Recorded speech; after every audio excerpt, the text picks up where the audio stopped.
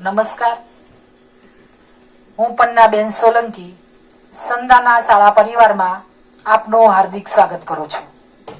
આજે આપણે નવી રાષ્ટ્રીય શિક્ષણ નીતિ 2020 વિશે માહિતી મેળવીશું, જેમાં આજનો મારો વિષય છે સમાન અને સર્વસમાવેશક શિક્ષણ, સર્વોપલબ્ધ અધ્યયન.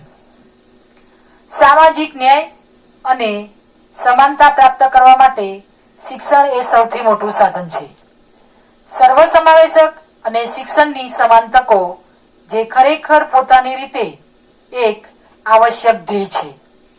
સર્વસમાવેશક અને ન્યાયી સમાન પ્રાપ્ત કરવા માટે પણ મહત્વપૂર્ણ છે.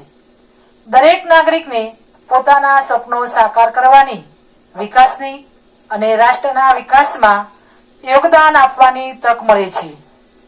શિક્ષણ વ્યવસ્થાનો ઉદ્દેશ ભારતના બાળકોને લાભ પહોંચાડવાનો હોવો જોઈએ, જેથી કોઈ પણ બાળક જન્મતા આધારે કે પારિવારિક કે સામાજિક પૃષ્ઠભૂમિના કારણે અધ્યયન અને શ્રેષ્ઠ તાલીમ મેળવવાની કોઈ પણ તક ના ગુમાવે.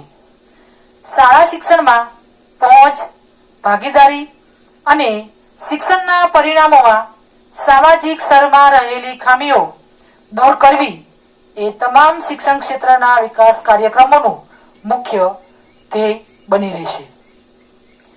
ભારતના શિક્ષણ વ્યવસ્થા અને એક પછી એક સરકારી નીતિઓએ શાળા શિક્ષણના તમામ સ્તરોમાં જાતીયતા અને સામાજિક વર્ગના અંતરે દૂર કરવાની દિશામાં સતત પ્રગતિ કરી રહી છે. પરંતુ મોટી અસમાનતા હજુ પણ છે. ખાસ કરીને સામાજિક આર્થિક રીતે વંચિત જૂથો, જેમાં ખાસ કરીને મહિલાઓની આગવી ઓળખ, સામાજિક સાંસ્કૃતિક ઓળખ, જેમાં એસસી, એસટી, ઓબીસી અને ધાર્મિક લઘુમતી જાતિઓની ઓળખ, ગામડાના વિદ્યાર્થીઓ, આર્થિક રીતે નબળા વર્ગો, ભીખ માંગતા બાળકો, વિકલાંગ અને દિવ્યાંગ બાળકો, બાળ તસ્કરીથી પીડિત બાળકો, અનાથ બાળકોને લગતી બાબતો સામેલ છે. શાળાઓમાં આવા બાળકોની નોંધણીમાં સતત ઘટાડો જોવા મળી રહ્યો છે. શાળાની રાષ્ટ્રીય સ્તરની યુડાઇસ 2016-2017ની માહિતી અનુસાર પ્રાથમિક ધોરણના કુલ વિદ્યાર્થીઓમાં અનુસૂચિત જાતિના 19.6% વિદ્યાર્થી છે.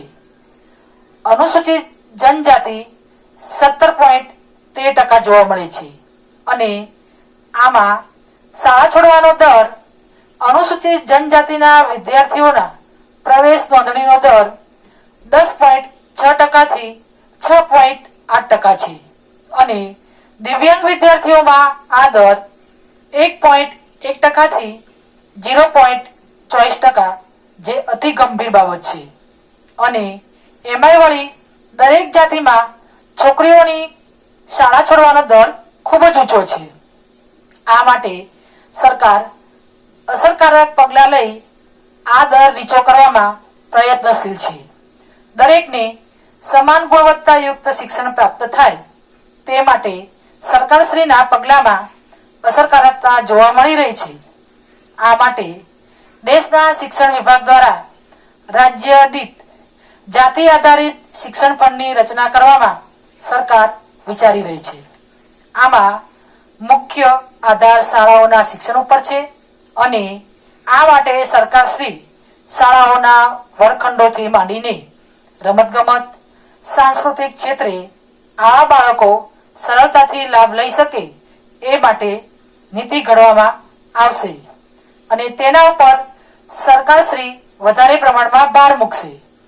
આવા બાળકોની સુરક્ષા અને સલામતી માટે સરકારના આ પગલાં અસરકારક નીવડશે. આ માટે વૈકલ્પિક શાળાઓને પસંદ કરી વૈકલ્પિક શિક્ષણ પદ્ધતિને આગળ લાવવા સરકાર ઝુંબેશ હાથ ધરશે. આવા બાળકો માટે ઉચ્ચ પ્રકારની શૈક્ષણિક સાધન સામગ્રી પૂરી પાડવામાં આવશે. આ શિક્ષણ પ્રણાલી દ્વારા વિદ્યાર્થીઓને સંવેદનશીલ બનાવવામાં આવશે, જે માટેની પ્રક્રિયા શાળાકીય સંસ્કૃતિ શિક્ષકો અને તાલીમ પામેલા સામાજિક કાર્યકરો તેમજ સલાહકારોની મદદથી તેમજ અભ્યાસક્રમોમાં પરિવર્તન લાવીને તેને અનુરૂપ ફેરફાર કરીને સરકારશ્રી તેના પ્રયત્નો હાથ ધરશે. શાળાકીય અભ્યાસક્રમોમાં પહેલેથી જ માનવીય મૂલ્યો જેવા બધા લોકો માટે આદર, સહાનુભૂતિ, સહિષ્ણુતા, માનવાધિકાર, જાતિગત સમાનતા, વૈશ્વિક નાગરિકતા, સમાવિષ્ટતા અને સમાનતા મુખ્ય છે. આ સાથે જ તેમાં વિગતવાર રીતે અન્ય સંસ્કૃતિઓ, ધર્મ, ભાષા અને જાતીય ઓળખ વગેરે માહિતી આપીને તે પ્રત્યે સંવેદનશીલતા દાખવવા સમજ આપવામાં આવશે. લોકો વિવિધતાને અપનાવે, રૂઢિગત વિચારસરણીથી દૂર રહીને અભ્યાસક્રમ અને સામગ્રી પૂરી પાડે, જેથી બધા જ સમુદાયો એક વિશાળ સમાજમાં સમૃદ્ધ બની શકે તે માટે પ્રયત્નો હાથ ધરાશે.